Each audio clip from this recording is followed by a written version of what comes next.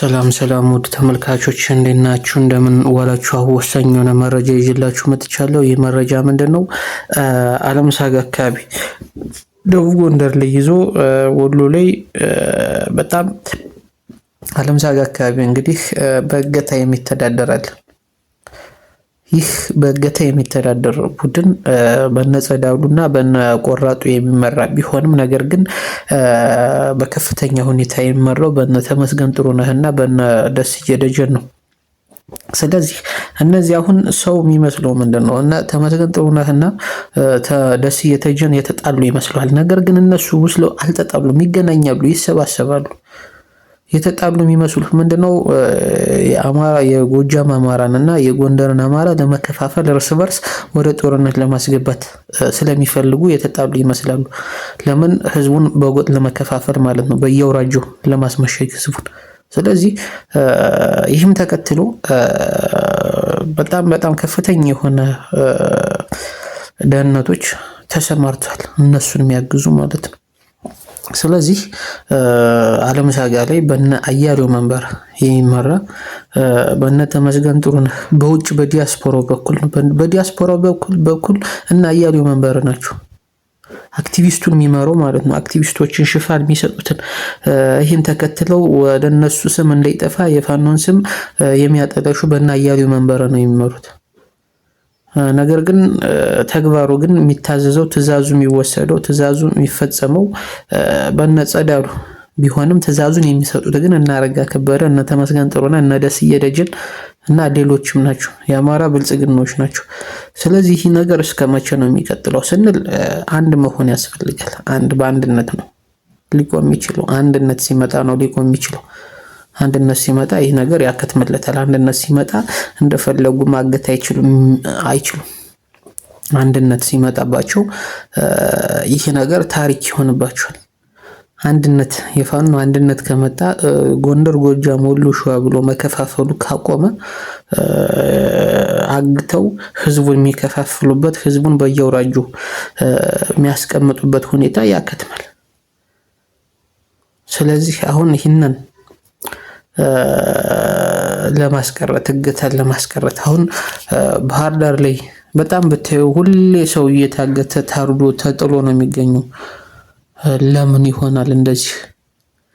ወደ ጎንደር በሚሊዮን በ15 ሚሊዮን ድረስ እስከ መጠየቅ ደርሷል እገታ።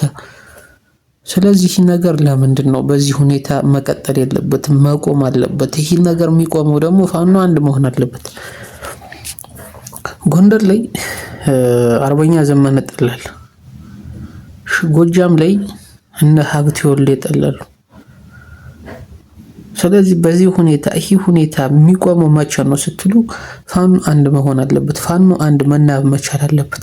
ምክንያቱም እየተናበቡ ጎጃም ላይ ጎንደር ጠል የሆነውን የጎጃም ፋኖ ማስታገስ ሲችል፣ ጎንደር ላይ ጎጃም ጠል የሆነውን የጎንደሩ ፋኖ ማስታገስ ሲችል፣ ትዕዛዝ በተዋረድ ሲሆን፣ መርህ ሲኖረው፣ እቅድ ሲኖረው፣ አዛዥና ታዛዥ ሲኖረው ይህ ይቆማል።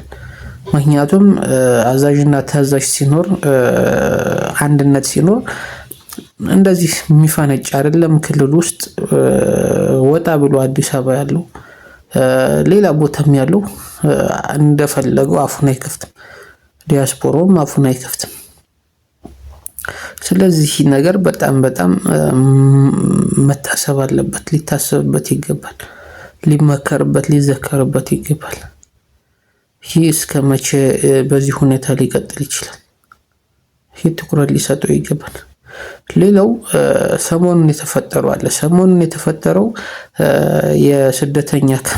የስደተኛ ካምፕ ውስጥ ሚሊሻዎችን ያሰለጥናሉ።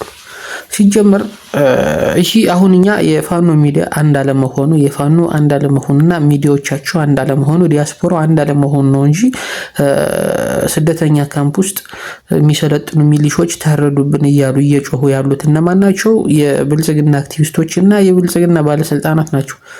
ስለዚህ አሁን ይህንን አንድነት ቢኖር ኖሮ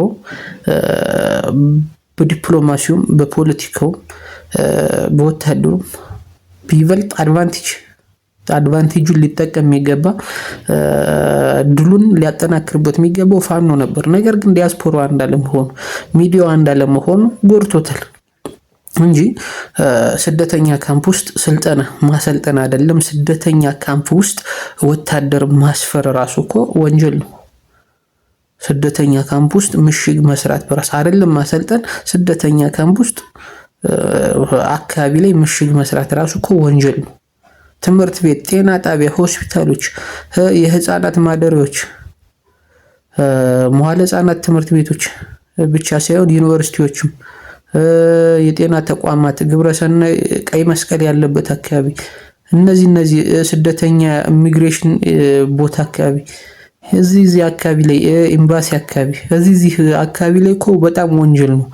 ወታደርን ማሰልጠን አይደለም ማስፈር ራሱ ወንጀል ነው። እዛ አካባቢ ካምፕ መክፈት ራሱ እኮ ወንጀል ነው በህጉ መሰረት። ነገር ግን ይህን አንድነታችንን አለማስጠበቃችን ልንጠቀምበት አልቻልንም እንጂ ስደተኛ ካምፕ ውስጥ የሚሰለጥኑ ሚሊሾችን ፋኖ ጨፈጨፈ ሲሉ የትኛው ህግ ፈቅዶልህ ነው ብለን እንዲሁም ስደተኞችን እያስገደደ እያሰለጠናቸው ስደተኞችን እያሸበራቸው በሚል እኮ ተጠቅመን አሸናፊ መሆን የምንችልበት ሁኔታ ነበረ በዓለም መድረኩ ላይ። ነገር ግን እኛ አንድ አለመሆናችን የሚዲያው አንድ አለመሆኑ፣ ፋኖ አንድ አለመሆኑ፣ ዲያስፖራ አንድ አለመሆኑ ይህን እድል እንዳንጠቀም አግቶናል። ስለዚህ አሁንም ይህ ነገር ሊታሰብበት ይገባል። ለምንድን ነው አንድ ማን ሆኖ ብለን ራሳችንን መጠየቅ አለብን። ስለዚህ በአንድነት ውስጥ አሸናፊነት እንዳለ እያወቅነ ነገር ግን አንድ ማን ሆንበት ሁኔታ ለምንድን ነው ብለን እያንዳንዱ ህዝብ ራሱን መጠየቅ አለበት። እያንዳንዱ ግለሰብ፣ እያንዳንዱ ፋኖ መጠየቅ አለበት። ምክንያቱም ይሄ ጠላት አማራን ለመግደል፣ አማራን ለማሸማቀቅ፣ አማራን ታሪኩን ለማጥፋት፣ ለማዋረድ አንድ በሆነበት ሰዓት እንዴት እኛ ላለመዋረድ፣ ላለመጥፋት፣ ላለመሸነፍ አንድ መሆን ያቅተናል? ለማሸነፍ እንዴት አንድ መሆን ያቅተናል? ይህ በደል እየደረሰብን ይህ ትልቅ ጥያቄ ነው፣ ሊታሰብበት የሚገባ ለምንድን ነው ተብሎ ሊጠየቅ የሚገባው ሁሉም ቁጭቱ ሊኖርበት የሚገባው ጥያቄ ነው። ስለዚህ አንድነት ለማምጣት የዘመነ ብቻ ኃላፊነት አይደለም። አንድነት ለማምጣት የሀብቴ ወልዴ ኃላፊነት ብቻ አይደለም። አንድነት ለማምጣት የምሬ ወዳጆ ብቻ አይደለም። አንድነቱን ለማምጣት የኢንጂነር ደሳሌ ብቻ አይደለም። ወይም አንድ ለመሆን የነመክተውና የነደረጀ ኃላፊነት አይደለም። የሁላችንም ኃላፊነት አለበት። አንድነትን ለማስፈን የሁላችንም ተጋድሎ ያስፈልጋል። የሁላችንም አንድነት ያስፈልጋል። የሁላችንም ትብብር ያስፈልጋል። የሁላችንም ቁርጠኝነት ያስፈልጋል። አንድነቱን ለነሱ ለምን አትሆኑም ብሎ መቀሰር ይሄ ነው አደጋ እየፈጠረ ያለው። ስለዚህ ማስተካከል አለብን። ማሰብ ልናስብበት ይገባል።